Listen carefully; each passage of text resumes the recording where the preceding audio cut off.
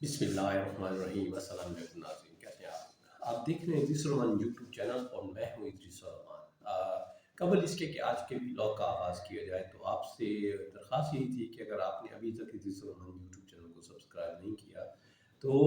Subscribe کر ہی لیں اور بیل آئیکن کو پریس کریں اور تاکہ آپ کو نئے ولاگس کا نوٹیفیکیشن بر وقت ملتا رہے۔ اس کے ساتھ ساتھ ادریس الرحمان یوٹیوب چینل کو لائک کریں، شیئر کریں اور کامنٹ سیکشن میں اپنا فیڈ بیک ضرور دیں۔ آج کے ولاگ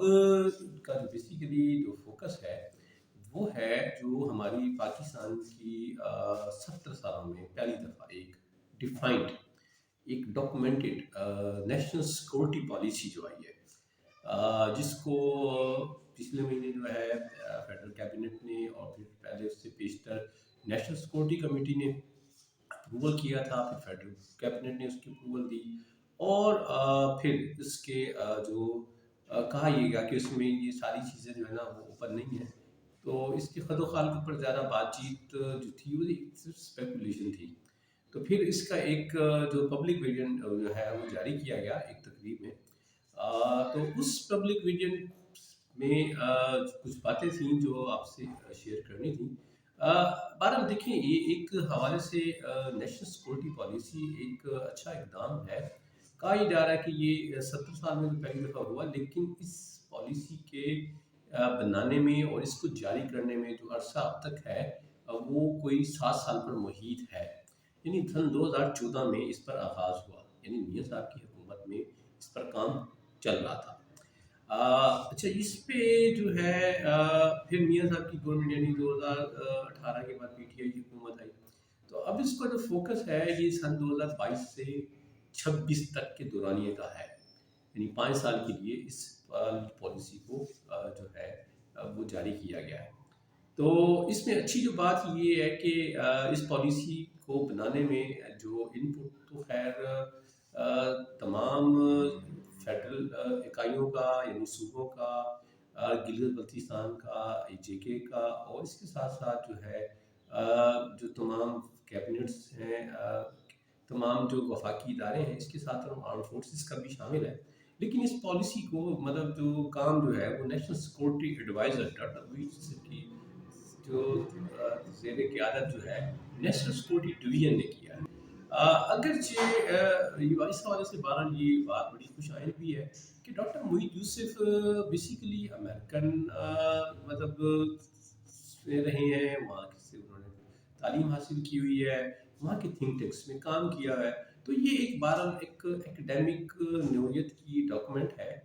جس میں پاکستان کی سیکورٹی پالیسی کے حوالے سے یا سلامتی کے حوالے سے جو ہے ایک اس کو پالیسی کی صورت میں جاری کیا ہے۔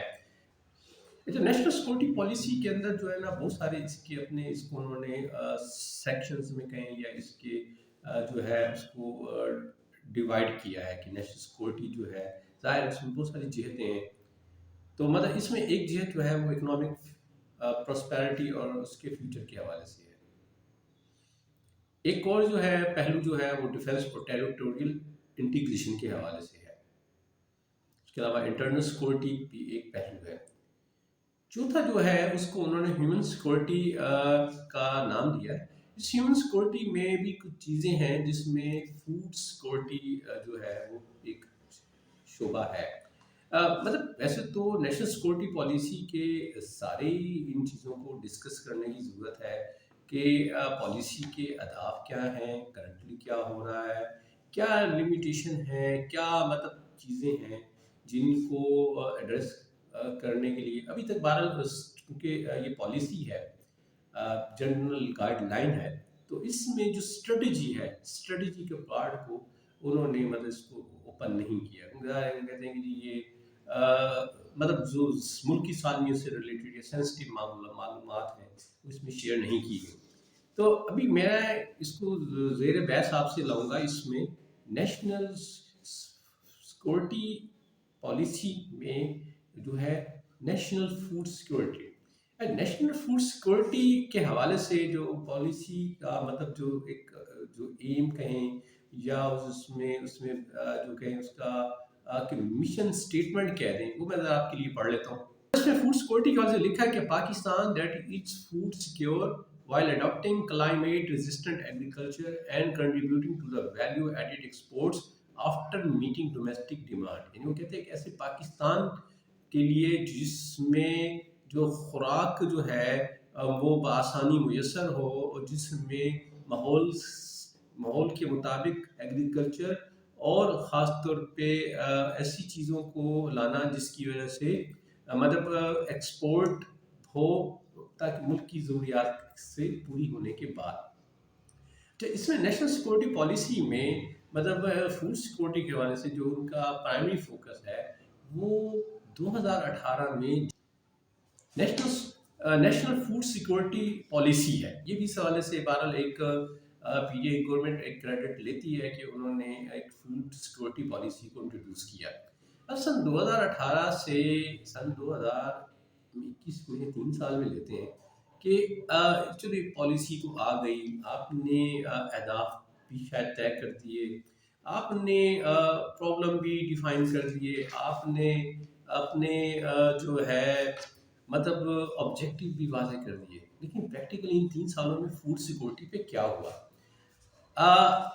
فوڈ سیکورٹی کی ہم اگر بات کریں تو اس میں ایگریکلچر آ رہا ہے, اس کا بہت بڑا اہم انپٹ ہے. ایگریکلچر جو ہے پاکستان کی جی ڈی پی میں وہ جو شیئر ہے وہ 18.9% ہے. یعنی اگر آپ سمجھ لیں ایک عام آدمی کے لیے کہ اگر ہماری جی ڈی پی 100 روپیہ ہے, یعنی G D P gross domestic produce, یعنی ایک سال میں پاکستان کے اندر پیدا ہونے والی چیزیں, یعنی اس میں مطلب پیداوار بھی آ جاتی ہے, اس میں انڈسٹری بھی آ جاتی ہے, اس میں ایون جو ہے خدمات جو ہے جو سروسز ہیں وہ بھی شامل ہوتی ہیں. تو اگر وہ سمجھ لیں کہ پاکستان کی جی ڈی پی جو ہے وہ 100 روپیہ ہے تو اس میں 18 روپے اور 90 پیسے حصہ جو ہے وہ زراعت فراہم کرتا ہے. اس کے ساتھ ساتھ زراعت کا جو ہے 42.3% جو ہے یہ ورک فورس یعنی لیبر کو ریپرزینٹ کر رہا ہے. یعنی پورے پاکستان میں اگر لیبر 100 لیبر کی تعداد 100 ہے تو اس میں 42 لوگ جو ہیں وہ ایگریکلچر سے منسلک ہیں. تو اس حوالے سے یہ ایک بہت بڑا فیکٹر ہے. اب بات یہ ہے کہ نیشنل فوڈ سیکورٹی کے بھی ہم کچھ ایلیمنٹ دیکھتے ہیں کہ وہ کیا ہے. فوڈ سیکورٹی پالیسی ہے مطلب اس کا جو ویژن ہے فوڈ سیکور پاکستان, یعنی یہ کہتا ہے پاکستان جس میں خوراک کے حوالے سے کوئی مسائل نہ ہو. اچھا, اس میں کہتے ہیں کہ مشن کیا ہے, to ensure a modern and efficient food production and distribution system that can best contribute toward food security and nutrition in terms of availability, access, utilization and stability. تو مطلب مشن اسٹیٹمنٹ یہ کہتی ہے کہ ایک ایسے سسٹم جس میں ماڈرن اور ایفیشینٹ فوڈ پروڈکشن سسٹم کو انشور کرنا ہے, اور ایک ایسے ڈسٹریبیوشن سسٹم کہ جس کے نتیجے میں ایک تو فوڈ سیکورٹی ملے اور اس کے ساتھ ساتھ جو ہے غذائیت کے حوالے سے جو ہے وہ اس کی اویلیبلٹی اور اس کی رسائی اور اس کا استعمال اور اس کی محفوظ ہونے کا عمل. تو اس میں جو فوڈ سیکورٹی پالیسی میں جو گول ہے اس کو بیسیکلی جو اسپیسیفکلی جو food security policy aim to alleviate poverty, eradicate hunger and malnutrition. یعنی اس بنیادی کا پالیسی گول جو ہے کہ ایک تو غربت کا خاتمہ اور بھوک اور کم غذائیت کے مسائل کو ختم کرنا ہے. Promote sustainable food production system, crop, livestock and fisheries by achieving an average growth rate of 4% per annum. یعنی ہر سال 4% گروتھ ریٹ جو ہے وہ فوڈ کے پیدا کرنے کے نظام میں لانا ہے, جس میں خاص طور پر فصلیں جو ہے مویشی اور مچھلیاں شامل ہیں. اور make agriculture more productive, profitable, climate resilient and competitive. اور زراعت کو زیادہ پیداواریت پہ زیادہ منافع بخش اور ماحول دوست اور اس کے ساتھ ساتھ مسابقت پر مبنی ہونا چاہیے. مطلب یہ گول ہے فوڈ سیکورٹی پالیسی کے حوالے سے. تو میں آپ کے سامنے دیکھتا ہوں کہ یہ جو پالیسی 2018 میں آئی تو میں اس میں بہت زیادہ بھی ڈیٹیل میں نہیں جاتا. میں تو آپ سے تین چیزیں شیئر کرتا ہوں کہ اس میں آیا کیا یہ فوڈ سیکورٹی پالیسی نے ہیلپ کیا یا ہمیں وہ ایشوز ہیں. بس ہم بات کرتے ہیں کہ جو ہے شوگر, مطلب شوگر کے حوالے سے جو کرائسس یہ سن 20 میں بھی رہا، سن 2021 میں بھی رہا۔ پاکستان میں جو چینی کی جو قیمتیں ہیں وہ تقریباً آلموسٹ ڈبل سے ٹرپل پہ گئی ہیں۔ تو اس عرصے میں ٹھیک ہے کہ گنے کی پیداواری جو تھی، قیمت تھی یا جو سپورٹ پرائس تھی اس میں بھی اضافہ ہوا، لیکن گورنمنٹ جو ہے وہ کم از کم اس سلسلے کو روکنے میں ناکام رہی ہے۔ گورنمنٹ کی کوئی پالیسی یا کوئی کنٹرول یا کوئی چیز نظر نہیں آئی کہ جہاں ایک طرف مطلب شوگر کین گروور تھا یعنی کسان تھا، اور دوسری طرف جو تھا شوگر مل مالکان تھے۔ تو گورنمنٹ جو ہے وہ اگر ایک طرف گنے کے کاشتکار کو اچھی قیمت کو دلوانے میں کامیاب ہو گئی، لیکن دوسری طرف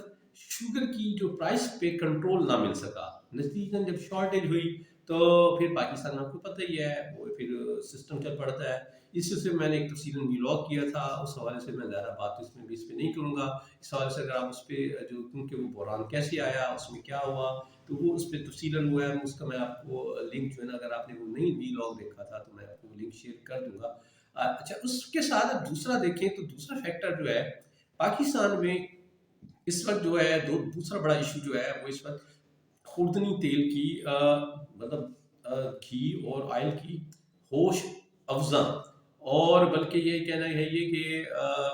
مطلب لوگوں کو چکرا دینے والی جو پرائسز ہیں۔ اب اس کی وجہ عمومی طور پر ہم یہ کہتے ہیں کہ جی ہمارے یہاں ایڈیبل آئل جو امپورٹ کرتے ہیں اور انٹرنیشنلی پرائس زیادہ ہے، چلیے مان لیتے ہیں۔ وہ بات یہ کہ جی ایڈیبل آئل میں کیا چیز ہے جو پاکستان میں نہیں ہو سکتی؟ کسی زمانے میں سن فلاور ہوتا تھا، آپ کو بھی اگر کہیں شہر سے باہر نکلتے تھے تو بلکہ بعض جگہوں پہ تو جو چھوٹے شہر تھے ان کی تو بالکل جسٹ جیسے جہاں آبادی ختم ہوتی تھی وہاں شوگر جو ہے نا اس کے سن فلاور کے کھیت مل جاتے تھے۔ اب آپ کو کہیں سن فلاور نظر آیا ہے؟